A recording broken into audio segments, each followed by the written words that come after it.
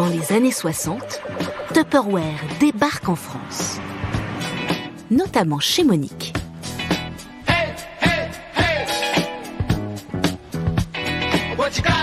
Donc j'ai démarré Tupperware en 68. Les femmes ne travaillaient pas toutes à cette époque-là. Qu'est-ce que vous pensez des femmes qui travaillent ? C'est bien, mais enfin, ça prend le boulot des hommes, quoi. La place des femmes, c'est au foyer, c'est pas au travail. Le mari devra gagner suffisamment d'argent pour qu'une femme puisse rester au foyer et que le foyer puisse vivre correctement. Je préfère la femme à la maison. Et le monsieur travaille. Pourquoi ? Parce que quand il rentre le monsieur, il trouve tout prêt.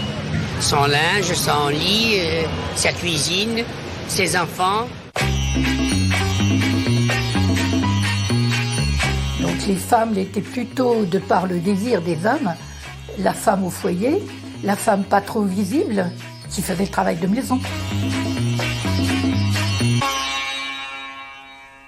On avait fait un choix avec mon mari que j'élève notre fille. Au bout d'un an et demi, je me suis dit, ça va bien.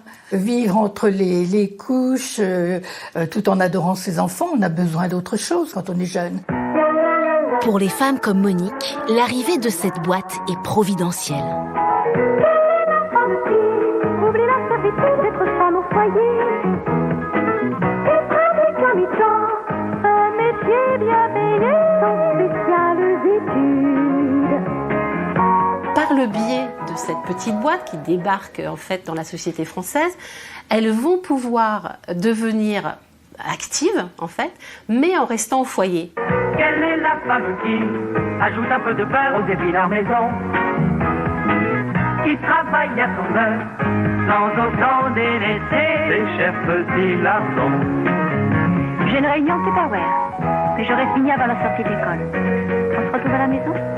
À tout à l'heure, chérie. Donc il n'y a pas du tout de problème pour les hommes, parce que c'est anecdotique. Oui, bon, elles vendent leur petite boîte à la maison. Alors que c'est une activité commerciale. Franchement, c'est une méthode extraordinaire. Ça donnait une place dans la société et l'envie de faire la même chose que nous. Un jour, pendant une réunion, Monique rencontre Marie-France. J'étais séparée de mon mari, puis moi j'étais maman. Il me fallait que je gagne de l'argent tout de suite. C'est à ce moment-là que j'ai rencontré Monique et que je lui ai dit que je voulais prendre cette activité.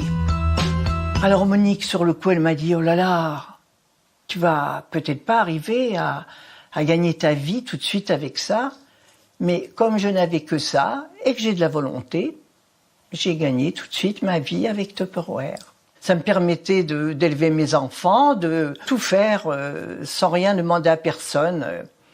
C'était parfait. Les démonstratrices incarnaient un modèle d'émancipation.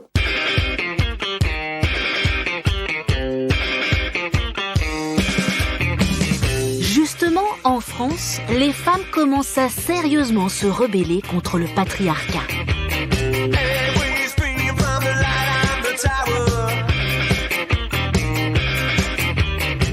Alors, loin des oreilles des hommes, pendant les réunions Tupperware, il y a aussi la troisième mi-temps, comme ils font en rugby. C'est-à-dire qu'après, on est devant un café, devant un thé. Il y avait des confidences sur la contraception. À l'époque, on n'avait pas de contraception.